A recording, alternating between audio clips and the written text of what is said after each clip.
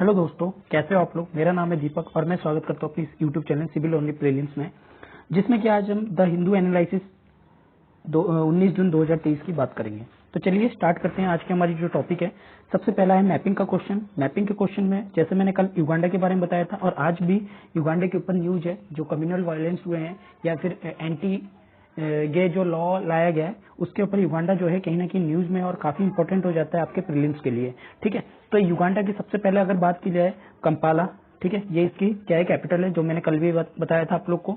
ठीक है, इसकी बॉर्डरिंग कंट्री जो है केनिया है आपकी, ठीक है, बुरुंडी है, रवांडा है, युगांडा है, और युगांडा तो ही, और साथ ही डेमोक्रेटिक रिपब्लिक कॉन्गो है और साउथ सुडान इसके साथ बॉर्डरिंग जो है कंट्री बनाते हैं। ठीक है, आपको क्या देखना है आज, इसकी जो रिवर्स है उसको कहीं ना कहीं थोड़ा सा आपको नजर लगाना है इसके ऊपर। ठीक है, तो चलिए आगे बढ़ते हैं।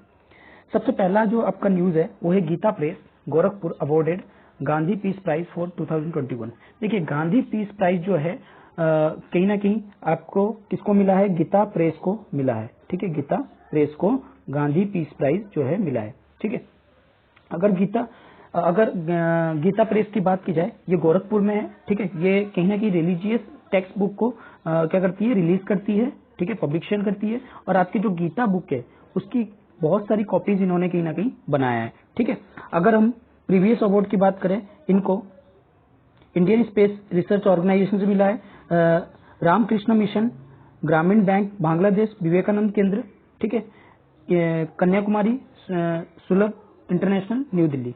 ठीक है, इनसे ये जो है अवार्ड जो है मिल चुका है।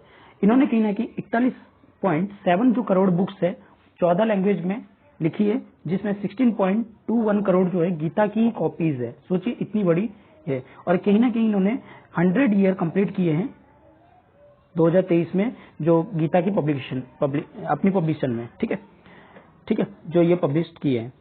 तो आपको सिर्फ ये ध्यान रखना है, गीता प्रेस को कौन सी अवार्ड मिली है, आपके गांधी पीस प्राइज अवार्ड 2021 को याद रखना है, क्योंकि ये एमसीक्यू में 2021 को हटा के 2022 कर सकता है, 3 कर सकता है, वन लाइनर के क्वेश्चन में भी ये बन सकता है। ठीक है, चलिए आगे बढ़ते हैं। अगला जो न्यूज है, Biren asks Mizoram CM to protect Meiteis MLA in New Delhi to meet PM. देखिए क्या है, आपको पता है मणिपुर में अभी क्या चल रहा है, वायलेंस वगैरह चल रहा है, कुकीज और मिटीज जो है कम्युनिटी कहीं ना कहीं परेशान है, और उसके चक्कर में क्या है, बहुत सारे, हम इसमें पॉलिटिकल एंगल से ना देख के हम इसको सिर्फ एग्जाम के पर्सपेक्टिव से ही देखेंगे। ठीक है, क्या हुआ, बहुत सारे जो रेफ्यूजीज है वो कहीं ना कहीं इधर उधर गए हैं। ठीक है, कोई मिजोरम की तरफ गया है, कोई बांग्लादेश की तरफ गया है, कोई अलग अलग स्टेट्स में जो है अपने वहां पे कहीं ना कहीं रिफ्यूजी लेने के लिए गए हैं। तो कहीं ना कहीं इसमें कहा जा रहा है मोर देन 50,000 जो पीपल है वो डिस्प्लेस हुए एथनिक वायलेंस की वजह से। जो कुकी और मिट्टी कम्युनिटीज है उन्होंने कहीं ना कहीं इरप्ट किया है मणिपुर में। ठीक है, कब हुआ है ये स्टार्ट, मई 3 को। इसके ऊपर अगर बात की जाए, अभी तक प्राइम मिनिस्टर की कोई ऐसी बात भी नहीं है। ये कल की अगर मन की बात की जाए तो उनमें भी इसके ऊपर कोई बात नहीं की गई है। तो कहीं ना कहीं लोगों के बीच में थोड़ी सी गुस्सा बन रही है, और लोग उस चीज को कहीं ना कहीं सामने दिखा रहे हैं, और उन्होंने कहीं ना कहीं बॉयकॉट किया है। जो मन की बात है उसको कहीं ना कहीं बॉयकॉट करने की बात भी किए थे। ठीक है, और साथ ही साथ जो रेडियो ट्रांजिस्टर है उसको कहीं ना कहीं क्या किए थे, तोड़े थे। ठीक है, तो ये जो बाकी ट्राइब है, जैसे चीन कुकी जो कम्युनिटी वो भी यहाँ पे रहती है, वो कहीं ना कहीं एथनिक टाइज है। ठीक है, जो सेटल हो रही है कहाँ पे, मिजोरम बॉर्डर पे। तो इसी चीज को लेके जो बीरेन जी ने कहा है मिजोरम के सीएम से कि जो प्रोटेक्ट किया जाए मिटीज को। ठीक है, तो ये इसकी जो है न्यूज है। चलिए आगे बढ़ते हैं, आगे बात करते हैं Indian drugs lands in Sri Lanka over adverse event. क्या हुआ देखिए, जो इंडिया का ड्रग्स है कहीं ना कहीं इंपोर्ट किया जाता है श्रीलंका की तरफ, यानी कि एक्सपोर्ट किया जाता है। श्रीलंका जो है इंपोर्ट करती है, और ये सबसे ज्यादा इंपोर्ट अभी अगर बात की जाए तो जब फाइनेंशियल क्राइसिस आया था श्रीलंका में, तो उस टाइम पे जो है ज्यादा रिक्वायरमेंट पड़ी थी, जिससे कि जो प्रिलिमिनरी जो मेडिकल चीजें उनको कहीं ना कहीं रिकॉर्ड करने की जरूरत थी। तो उस टाइम पे इंडिया से कहीं ना कहीं मंगाया गया ज्यादा ड्रग्स के अमाउंट को, और वहां पे ये कहा जा रहा है कि जो प्रॉब्लम है वो स्टार्ट हुई। बहुत सारी ऐसी पेशेंट है जिनकी डेथ हुई है, और ज्यादा प्रॉब्लम तब होगी जब एक न्यू क्या देखा गया? Incident came less 2 months after pregnant women was reported dead eight hospital. जब ये ज्यादा और कंसर्न की मामला तब हुआ जब 2 महीने पहले ही क्या हुआ था, 2 महीने के बाद एक वुमेन जो है वो डेथ कर गई हॉस्पिटल में, ठीक है, जो कि इंडियन ड्रग से लेने के बाद। तो इस चीज में क्या कहा जा रहा है, तो उस चक्कर में हेल्थ मिनिस्टर ने क्या किया, इसको बंद भी कर दिया। अब बात की जा रही है अनरजिस्टर्ड सप्लाई। जो ये सप्लाई की जा रही है वो रजिस्टर्ड है अनरजिस्टर्ड है, गवर्नमेंट ना चेक करते हुए इस चीज को बता रही है। मतलब श्रीलंका की गवर्नमेंट ये कह रही है कि गवर्नमेंट जो है हमारी वो बिना चेक जांच पड़ताल किए कहीं से भी दवाई क्या कर देती है, ऑर्डर कर देती है कि वो रजिस्टर्ड है या अनरजिस्टर्ड है, इस चीज का बिना बताए। तो एक ट्रांसपेरेंट इंटरनेशनल श्रीलंका है जो कि फाइल किए थे फंडामेंटल राइट्स पिटीशन के खिलाफ श्रीलंका के खिलाफ सुप्रीम कोर्ट में, और चैलेंजिंग किए थे जो डिसीजन है कैबिनेट की और हेल्थ अथॉरिटी की कि वो प्रोक्यूर कर रहे हैं अनरजिस्टर्ड सप्लाई, यानी कि जो रजिस्टर्ड नहीं है उनसे कहीं ना कहीं सप्लाई कर रहे हैं, ठीक है। तो जैसे कि यहाँ पे इंपोर्ट की बात की गई थी, गुजरात बेस्ड सेवोराइट फार्मास्यूटिकल लिमिटेड और चेन्नई में कौशिक थेराप्यूटिक जो है उनका नाम कहीं ना कहीं जिक्र में आया है, ठीक है। अगर बात की जाए अप्रैल के शुरुआत में, तो सुप्रीम कोर्ट ने कहीं ना कहीं ग्रांट लीव दिया था processing in the case suspend import of this companies. Import जो किया जा रहा है इन कंपनीज से सस्पेंड करने की बात की गई थी। इंडिया की ड्रग जो है वो मेड किए गए थे, न्यूज में आए थे अगेन कब, मई 2023 में, जब डॉक्टर जो जनरल हॉस्पिटल है नोरा एलिया का श्रीलंका प्रोविंसेस में रिपोर्ट किए थे कि कंप्लेंट आई है कि विजुअल एम्पायरमेंट की जो 10 पेशेंट्स है वो have been administered Indian medicine after eye surging. तो इनके द्वारा एक आई सर्जिंग किया गया और उसके बाद 10 पेशेंट पे जब आई सर्जिंग किया गया था तो इनके बाद इसको एक कंप्लेंट इनके डॉक्टर द्वारा किया गया। डॉक्टर ने कहा presence of germs in the eye medication as reason for their patients. इन्होंने क्या कहा कि जो जर्म्स है वो कहीं ना कहीं प्रेजेंस है जो आई मेडिकेशन चीज में, ठीक है, और हेल्थ अथॉरिटी को इनिशिएट लेनी चाहिए, इसकी इंक्वायरी करनी चाहिए और ड्रग को प्रिवेंट करना चाहिए आगे की यूज के लिए, ठीक है ना। जो सीरीज ऑफ इंसिडेंट है वो कहीं ना कहीं इंडिया की ड्रग्स को पूरी तरह से साफ स्क्रूटनाइज किया जा रहा है विद इन श्रीलंका में, ठीक है, और लोकल मीडिया के सामने भी लाया जा रहा है। और इससे प्रॉब्लम क्या होता है देखिए, और ये हाईलाइट कुछ और चीजों में जैसे उज्बेकिस्तान, गैम्बिया, यहाँ पे भी इंडियन मेड जो कफ सिरप है वो भी डेथ के कारण बनी थी दर्जन ऑफ चिल्ड्रन के। इससे पता क्या चलता है, जो इंडिया का फार्मास्यूटिकल सेक्टर है वो कहीं ना कहीं सबसे ज्यादा है, ठीक है। अगर इस तरह की घटना अगर बढ़ेगी, इस तरह की इंसिडेंट अगर बढ़ेगी तो प्रॉब्लम किसको होगा, प्रॉब्लम होगा इंडिया की बायलैटरल रिलेशन पे। जो फार्मास्यूटिकल इंडस्ट्री है आज हम कहते हैं टॉप पे है, तो कहीं ना कहीं उस चीज पे प्रॉब्लम क्रिएट होगी, ठीक है। उसकी जो इंडस्ट्री की वैल्यू है वो गिरेगी इंडिया की, और वो दिखती हुई नजर आ रही है क्योंकि 2 साल में हमने कितनी ही न्यूज पढ़ ली है, जैसे गैम्बिया हो गया, उज्बेकिस्तान हो गया, अब श्रीलंका हो गया। इनमें कहीं ना कहीं जो प्रॉब्लम है हमें कहीं ना कहीं अपने ड्रग्स में वो देखने को मिल रहा है, और उस प्रॉब्लम के कारण से जो फाइनेंशियल जो बाहर से आने वाले जो विजिटर्स है, जो कि पेशेंट्स है, वो भी इलाज कराने से अब रोक रहे हैं, या फिर इंडिया की जो मेडिसिन है उसको भी इंपोर्ट करने में रुक रहे हैं, ठीक है, जिससे कि फार्मास्यूटिकल इंडस्ट्री को एक बहुत ही ज्यादा इफेक्ट होगा। और यहाँ पे क्योंकि इंडिया की जो अगर कोविड की बात करें, कोविड के टाइम पे फार्मास्यूटिकल इंडस्ट्री ने कहीं ना कहीं बहुत ज्यादा हेल्प किए थे इंडिया की सेक्टर को बूम करने में, इंडिया की फाइनेंशियल चीजों को बूम करने में। क्यों? क्योंकि इंडिया की बहुत सारी दवाइयां जो है वो यहीं से ही क्या होती थी, अलग अलग देशों से एक्सपोर्ट होती थी। लेकिन अगर इस तरह की खबरें आएंगी तो प्रॉब्लम क्या होगी, प्रॉब्लम इंडिया की फॉरेन डायरेक्ट इन्वेस्टमेंट में होगी, प्रॉब्लम इंडिया के जो बाहर से आने वाले फॉरेनर है उन पे होगी, जो बायलैटरल रिलेशन है कि उन पे प्रॉब्लम आना स्टार्ट होगा। तो इंडिया को इसके लिए क्या करना चाहिए, बहुत ही ज्यादा कॉशियस होकर मेजर्स लेना चाहिए और रेगुलेट करना चाहिए ड्रग्स कंपनी को, उनकी लाइसेंस के ऊपर काम करना चाहिए, उनको जो गाइडलाइंस है वो कहीं ना कहीं प्रोवाइड करनी होगी, ठीक है, जिससे कि एक बेटर फार्मास्यूटिकल इंडस्ट्री को एक बेटर वे मिले, ठीक है। चलिए आगे बढ़ते हैं। आगे बात की जा रही, Kejriwal looks to boost night time economy, address safety concern first से वुमेन। देखिए वुमेन आज के टाइम पे कहा जाता है बहुत वल्नरेबल सेक्शन है। क्यों? क्योंकि जो वुमेन्स है इस टाइम पे, अगर वुमेन्स का पार्टिसिपेशन 100% हो जाए मेंस की तरह, तो इंडिया की इकोनॉमी कहीं ना कहीं बूम कर जाएगी, यानी कि आगे बढ़ जाएगी। ठीक है, लेकिन क्या इंडिया में ऐसा हो पा रहा है? इंडिया में कहीं ना कहीं प्रॉब्लम अभी भी चल रही है वुमेन की सेफ्टी को लेके।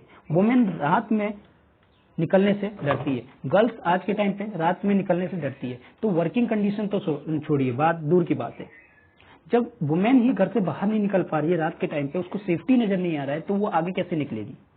तो इसी चीज की बात की गई है। अगर वुमेन को अगर सेफ्टी दी जाए तो वो क्या करेंगे, हमारी जो फाइनेंशियल सिस्टम है, जो हमारी जीडीपी है, उस पर कंट्रीब्यूशन जो है वो कहीं ना कहीं और ज्यादा इंक्रीज होगा।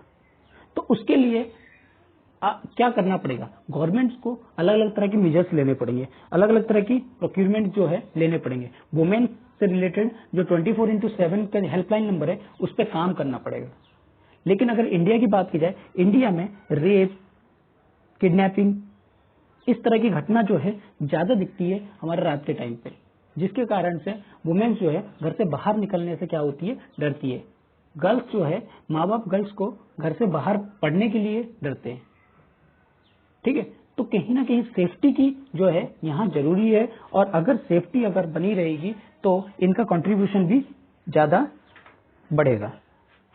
ठीक है, तो अगर कोई भी वुमेन लेट नाइट को अगर काम कर रही है, तो इसका मतलब उस कंपनी में, जैसे मैंने परसों ही आपको एक न्यूज बताया था हैरेसमेंट के ऊपर, कि किस तरह से एक डीजीपी थे, उन्होंने अपने ही जो सिस्टम थे उसमें आईपीएस ऑफिसर के ऊपर हैरेसमेंट का केस उन्होंने उसके ऊपर लगाया, डीजीपी के ऊपर, जो 2 साल तक चला, और अब जाके तीसरी ईयर में राजेश दास नाम थे, उनको सजा मिला है।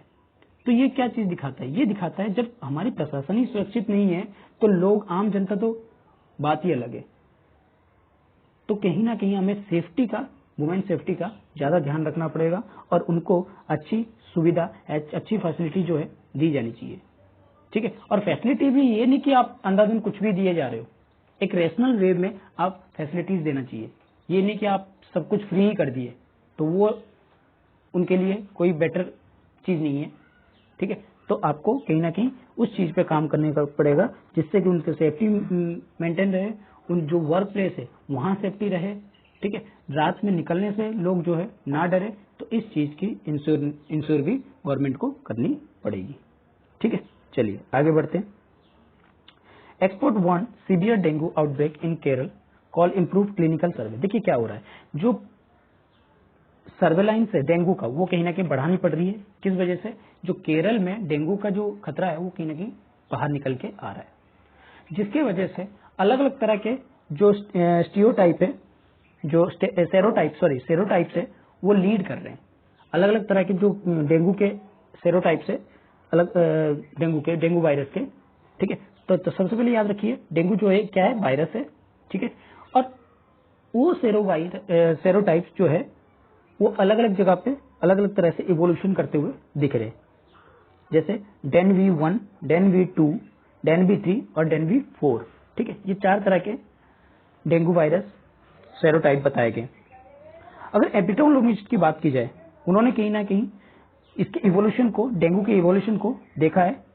ठीक है, कब से? 2017 से, और जो डेंगू वायरस है उसको शिफ्ट किया है कि किस तरह से ये चीज हो रहा है। अगर बात की जाए, 70% डेंगू केसेस जो है सैंपल्स स्टडी किया गया है 2022 में तिरुवनंतपुरम डिस्ट्रिक्ट में, जो थे क्या थे, डेनवी 3 थे, यानी कि डेंगू वायरस 3 के सेरोटाइप थे, और कुछ जो थे वो डेंगू वायरस 4 थे 70% में।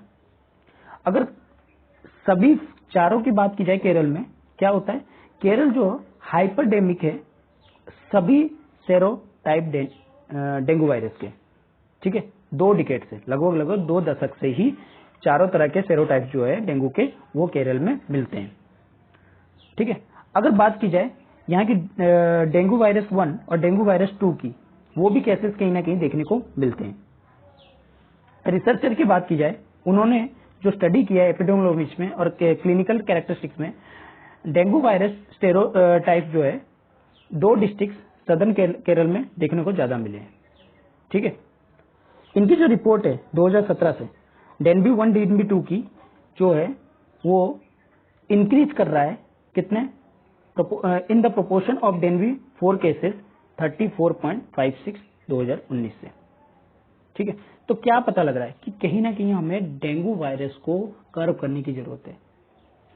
ठीक है, लोगों को ज्यादा अवेयर करने की जरूरत है, लोगों को किस तरह के मेजर्स लेने चाहिए सीजनल टाइम पे, जो रेन सीजन है मोस्टली उस टाइम पे क्या क्या, जैसे पानी का जमा ना होने देना, कहीं पे गंदगी ना जमा होने देना, जहाँ पे मच्छर बनते हैं पनपते हैं वहां पे आपको केरोसिन ऑयल वगैरह इस तरह की छिड़काव जो है करना चाहिए।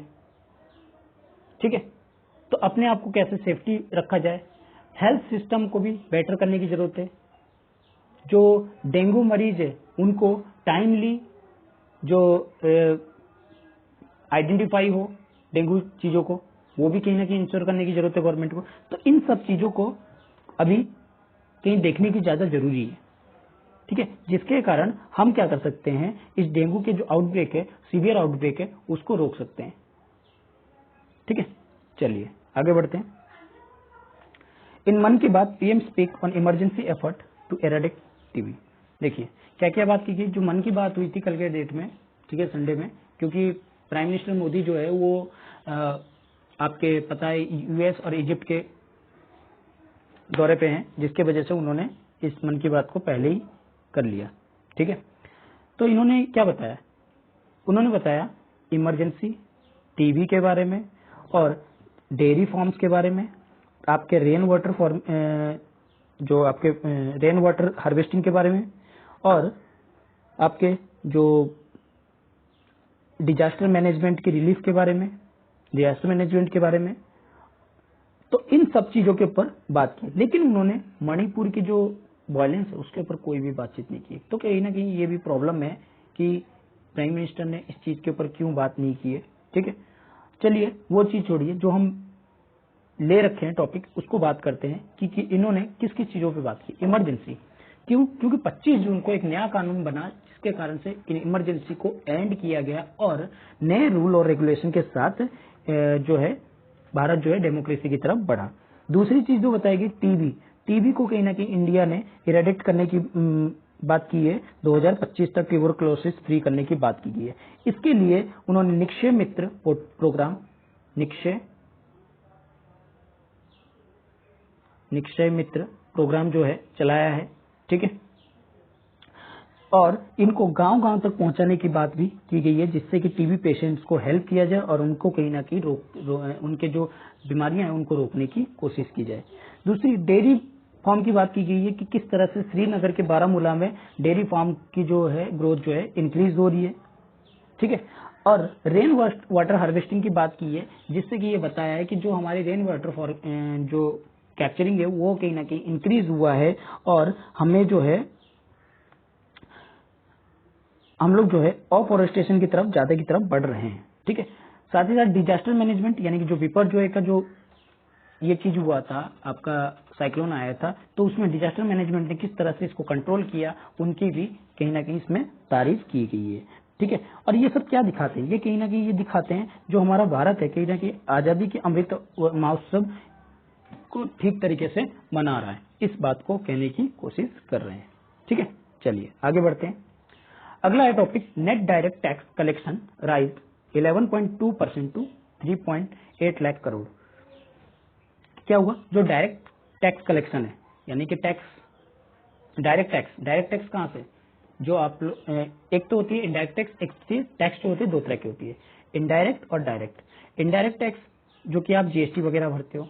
ठीक है, जीएसटी वगैरह यानी कि आपने कोई प्रोडक्ट खरीदे और उसके लिए आपने पैसे पे कर दिए, उसके साथ इंक्लूड होता है जीएसटी, और वो लेके क्या किया, जो दुकानदार होता है वो उसने दुकानदार हो या फिर होलसेलर हो वो उसकी जीएसटी रिटर्न फाइल करता है। ठीक है, और एक होता है डायरेक्ट टैक्स, जैसे कि आप लोग हाउस टैक्स वगैरह भरते हो तो डायरेक्ट टैक्स हो गया, या फिर आप रोड टैक्स वगैरह भरते हो, जो व्हीकल वगैरह की टैक्स भरते हो तो वो डायरेक्ट टैक्स में आ जाते हैं। तो डायरेक्ट टैक्स की जो कलेक्शन है वो 11.2% जो है पहले 2 महीने और हाफ मंथ में जो है फाइनेंशियल ईयर के बढ़ा है, यानी कि जो अप्रैल से आपके फाइनेंशियल ईयर स्टार्ट हुआ, अप्रैल मई और जो 15 दिन ये है जून का, उसमें आपका 11.2% जो है बढ़ा है। ठीक है, अगर बात की जाए विथ एडवांस टैक्स इनफ्लो जो है फर्स्ट क्वार्टर में 2023-24 का वो इंक्रीज हुआ है 13.7%। ठीक है, अगर जून 17 तक की बात करें अब तक की, तो ग्रॉस डायरेक्ट टैक्स किटी जो है ग्रोन हुआ है 12.7% के। उसके साथ साथ पीरियड में लास्ट ईयर के पीरियड में, ठीक है, कितने 4.19 लाख करोड़ था। ठीक है, अगर ग्रॉस कलेक्शन देखा जाए कहीं ना कहीं क्या बताया जा रहा है, एडवांस टैक्स अकाउंट 1,16,776 करोड़ था, जबकि वाइल टैक्स डिडक्शन सोर्स जो है 2,71,849 करोड़। ये देखिए, ये इतना जरूरी नहीं है, ये कोई इतना जरूरी नहीं है, आपको बस इतना याद रखना है कि नेट डायरेक्ट टैक्स कलेक्शन कितना राइज हुआ है, बस इससे ज्यादा और कुछ नहीं पूछा जाएगा इसमें। ठीक है, टैक्स रिफंड वगैरह ये सब कुछ नहीं पूछा जाएगा इसमें, आपको बस याद रखना है टैक्स क्या होता है, दो तरह के indirect tax, direct tax. Indirect tax जो होती है आपकी जीएसटी वगैरह आ जाती है, डायरेक्ट टैक्स में आप जो डायरेक्टली पे करते हो, यानी कि जैसे हाउस टैक्स वगैरह हो गया, या फिर आपको जो आपकी व्हीकल टैक्स लगती है, या फिर आप जिस तरह की भी मान लीजिए डायरेक्ट किसी को हाथ में टैक्स देते हो तो वो आपकी डायरेक्ट टैक्स हो गया। ठीक है, तो इस तरह की चीजें हैं। अगला है state look for alternative centre restrict FCI purchase. क्या है देखिए, जो यूनियन मिनिस्टर है उन्होंने कहीं ना कहीं मेंटेन किया है रिसेंट डिसीजन को कि कम करने को जो क्वांटिटी है फूड ग्रेन्स की जो वो सेल करने वाली है ओपन मार्केट में, उसको कम करने वाली है। यानी कि वो कितना करने वाली है, 10 to 100 टन जो है वो करने वाली है, और पहले जो रखी थी वो 3000 रखी थी। ठीक है, कि इतना जो है एक बीडर जो है ले सकता है, बोली लगा के ले सकता है। अब ऐसा करने से बाकी स्टेटों को कहीं ना कहीं प्रॉब्लम होगी, क्योंकि वो स्टेट इनसे कहीं ना कहीं ज्यादा चीजें जो है खरीद पा रहे थे। अब क्या है, अब वो नहीं खरीद पाएंगे, तो प्रॉब्लम क्या हो जाएगी, जो बाकी स्टेट है वो नहीं खरीद पाएगी, तो उनको और महंगे दाम में इनको प्रोक्यूर करना पड़ेगा। ठीक है, अगर बात की जाए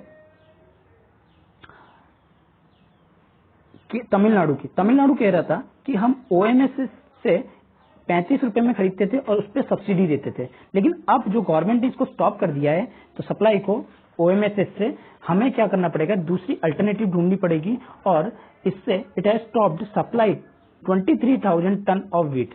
यहाँ पे कहीं ना कहीं 23,000 टन जो है वीट की सप्लाई को रुक जाएगा। ठीक है, इस चीज के बारे में बताया।